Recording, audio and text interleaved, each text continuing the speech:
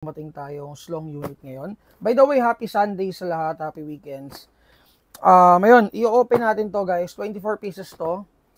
Slong NTR Scorpion and slong NTR na Dark Phoenix.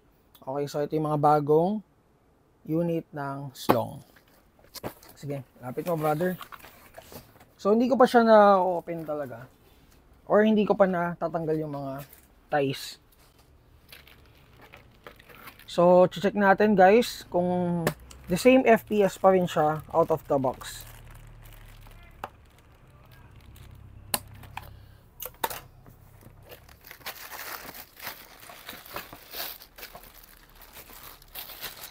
So guys, this is the slong Scorpion.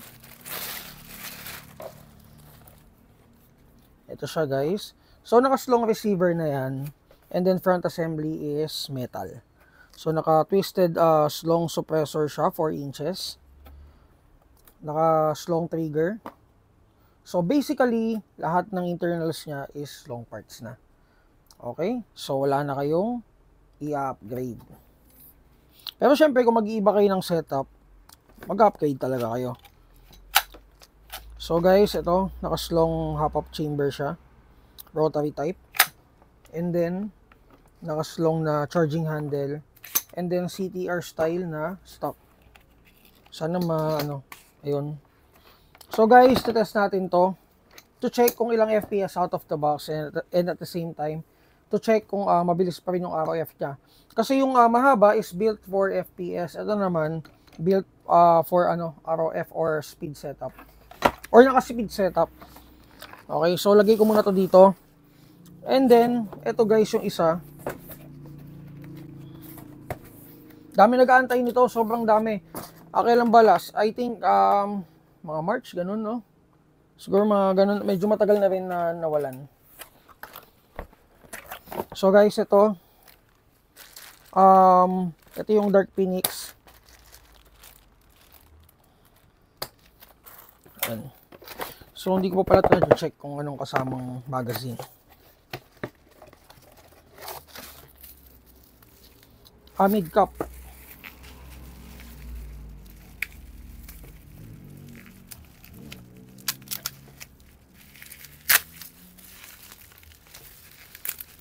So, slong mid cap, 120 rounds.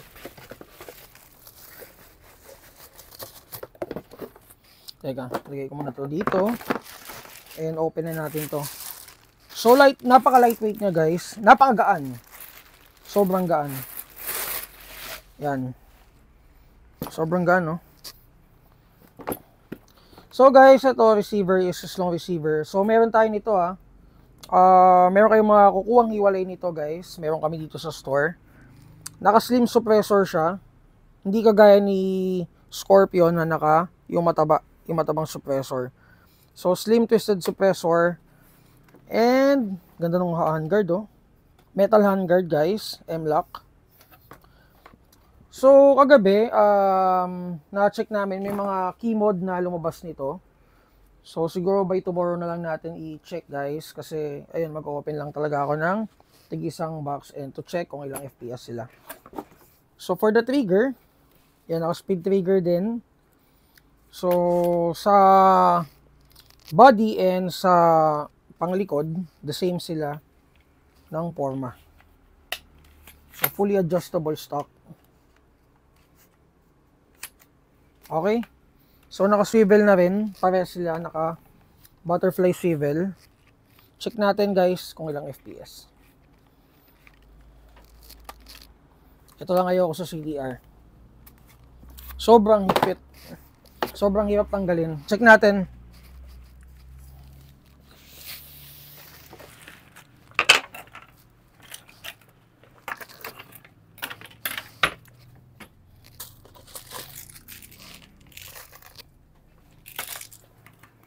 So guys, is long, naka-DINS plug na.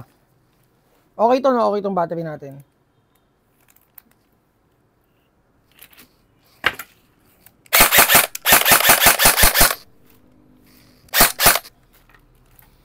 So ramdam mong matigas yung spring niya. I think yung stock spring niya is M140 or M150.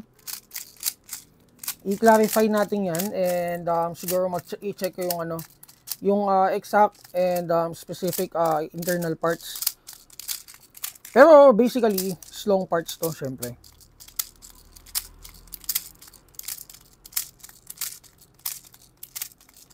Yan, okay.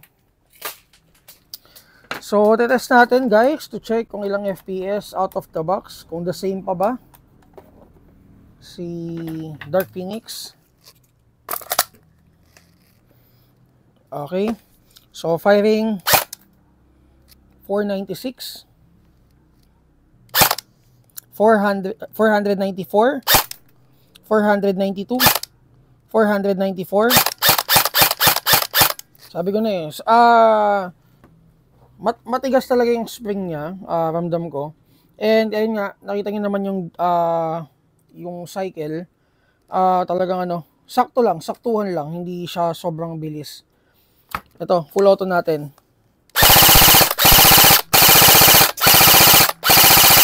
Yan, consistent yung FPS niya, nasa 492 to 495 out of the box. Okay, so okay na to. So the same pa rin. Grabe, mapanakit.